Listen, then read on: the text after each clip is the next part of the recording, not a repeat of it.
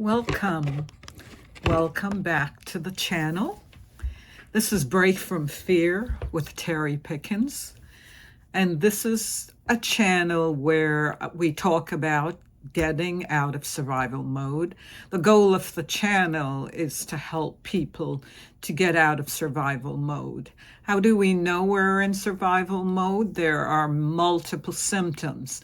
It's also a psychological state of mind where your thinking is going to be fear-based. We're constantly fearing everything. We could be acrophobic. There are phobias. It's really not living successfully. So the channel talks about ways to get out and talks about the symptoms. And usually I introduce that I had a download from the quantum field, which is where information gets downloaded to your brain as if you're on a computer. For me, it lasted 2 years, and at the start of each video, I say that to give you an idea where the information is coming from. Today, I wanted to talk about discipline and punishment. I did common sense the last time, and in talking about discipline and punishment, whether you're a pet owner or a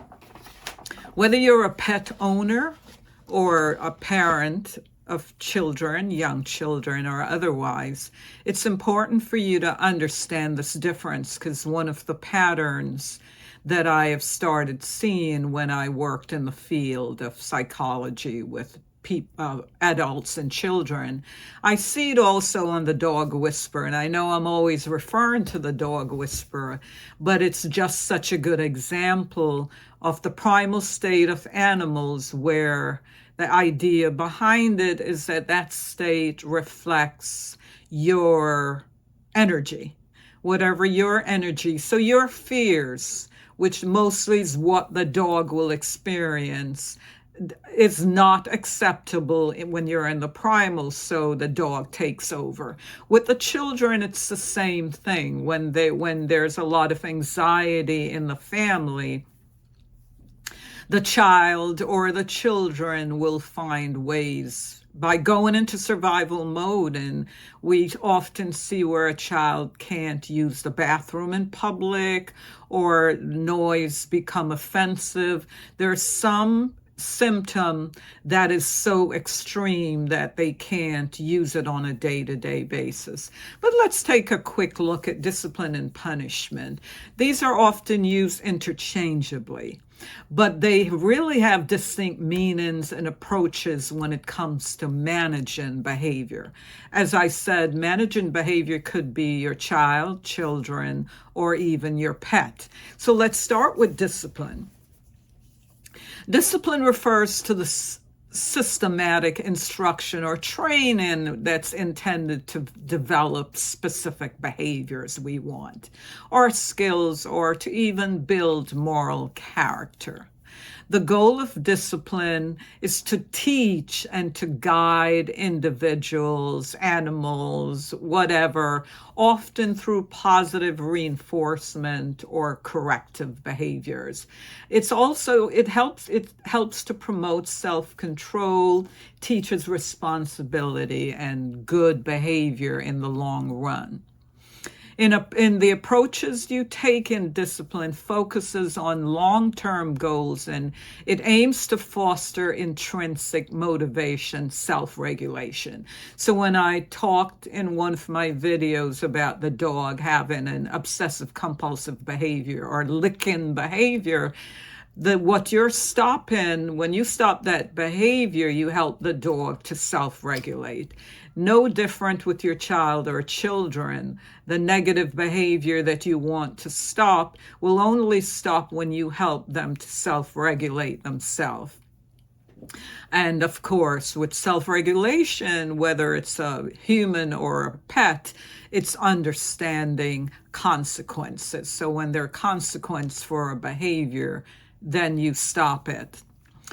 So on the other hand, a lot of adults, whether it's in the dog whisperer or when as a therapist you go in and see families, there's something within them that's afraid to touch a dog or touch a child, even though it doesn't apply across board, because there is corporal punishment, which could be hitting a child with your hand or with a belt.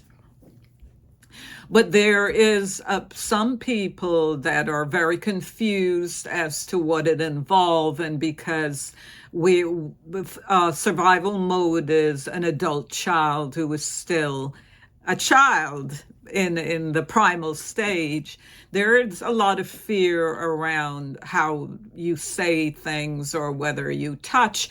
And touch doesn't mean hitting or hurting. So let's look at punishment. It involves imposing on something unpleasant. It's an unpleasant consequence or an unpleasant penalty in response to a misbehavior or a violation of your rules. The goal is typically to deter that unwanted behavior through negative reinforcement or to seek retribution for some offense committed. It tends to be more immediate, and it tends to be more punitive. Punitive, of course, comes from the same term, punishing. It aims to stop behavior through fear of consequences rather than teaching alternate behaviors or fostering understanding of a better way to behave. Discipline focuses on teaching and guiding, while punishment focuses on penalizing and deterring. Discipline often leads to lasting behavior changes. That's why it teaches, as it promotes understanding and that word, self-control or self-regulation. Whereas punishment may only temporarily suppress the behavior, or it could lead to someone hiding or doing it undercover. And this is why it builds resentment and anger in a lot of our children. Discipline is more about positive reinforcement. It's teaching, it's setting expectations. Punishment, on the other hand, involves hurting. So I'm going to stop. Discipline is generally more effective in the long term for fostering positive behavior and personal growth and change. So I'm stopping the video at this point. We will continue. I will encourage you to like if you like the content. Comment, feel free to comment, and subscribe to the video to get more content like this. Thanks for watching, and we'll see you next time. Bye-bye.